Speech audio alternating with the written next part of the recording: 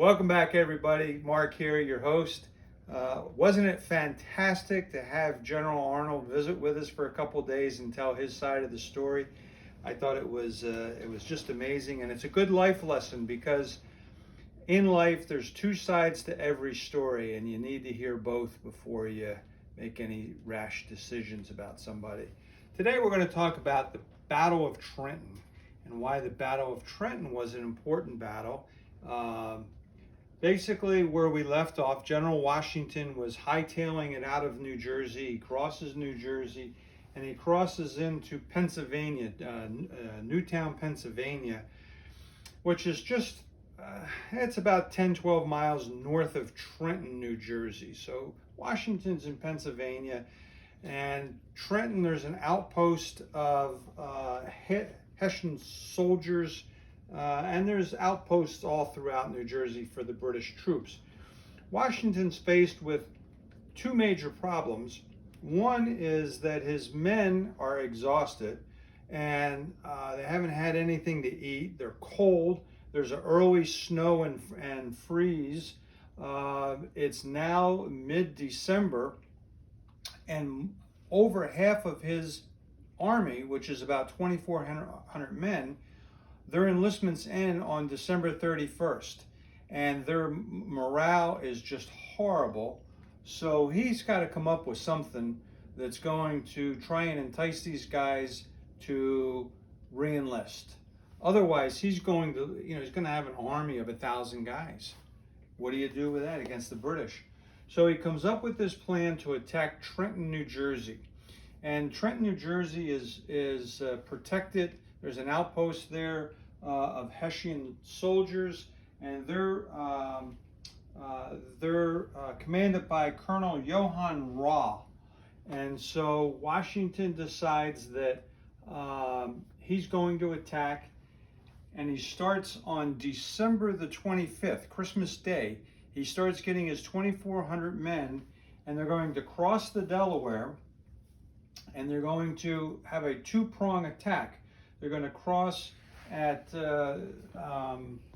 this little place right here, McCrary's Ferry, and then they're going to separate, and Colonel Sullivan's going to get down here along the river road, and he's going to break off into two forces.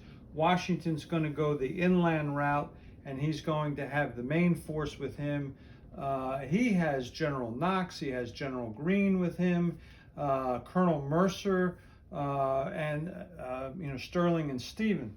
And so he loads up his boats over here. Now these are the same guys from Marblehead, Massachusetts. There's a whole company of these guys, ex-sailors, and these are the guys that saved him on Long Island and rode all night, getting his soldiers off of Long Island.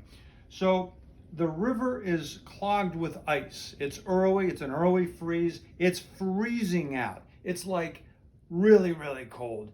His troops haven't eaten a decent meal in a long, long time. They're ill-clothed. They have rags for shoes. They have a terrible outbreak of lice and pus all over their hands. And whatever it was, it would just spread. So his guys are just really in bad shape, but he convinces them to march on. And how he does it, I don't know, but he convinces his guys that this is a must-win for them. So they march the 12 miles. They're about 3 hours late. He wants to be in position before sunrise. He doesn't make it. The sun's coming up. The Hessians are in kind of a relaxed mode, having just had Christmas. They were not drunk. There's a lot of popular belief that they had been out partying all night, and they were not. They were just totally surprised that the Americans would attack. So Sullivan comes down this way. He starts his prong attack in here. Washington comes this way. He's got Mercer and Sterling this way and Washington this way. He's got Knox's guns are right in here. Rahl sends most of his troops up this way. The American muskets are frozen. They don't even shoot. So they order bayonet charge. The Hessians they get off one round, and that's it. And then the Americans just charge. Everybody's shooting at them. They just, for some reason, decided, well, what the heck, we're going to charge. They got bayonets, they got clubs, and they attack the Hessians.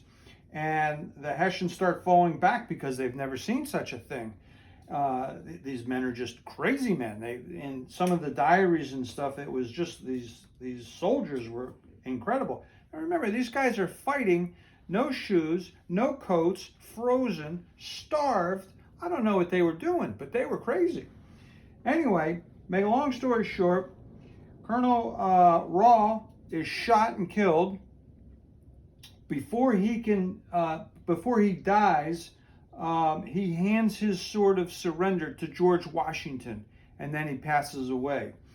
In the end, we have 12 colonial army guys are wounded. That's it. 22 of the Hessians are killed, 83 are wounded, and we get over 1,000 prisoners of war. So the word gets out. Washington is fearful that just 10 miles to the north is Princeton, with another outpost of British. There's a one that's a little to the east. He's scared that these guys are going to, come down. So he takes all of his troops back, takes the 1,000 Hessians back, and he goes back to Newtown, Pennsylvania. And that's where he stays for a couple days. And we'll get to the next battle. And so that's the Battle of Trenton. It provides sufficient energy that a lot of the troops re-enlist, and his army stays pretty well intact. And so that's the Battle of Trenton. Hope you enjoyed it. Another battle down. Talk to you later. Bye.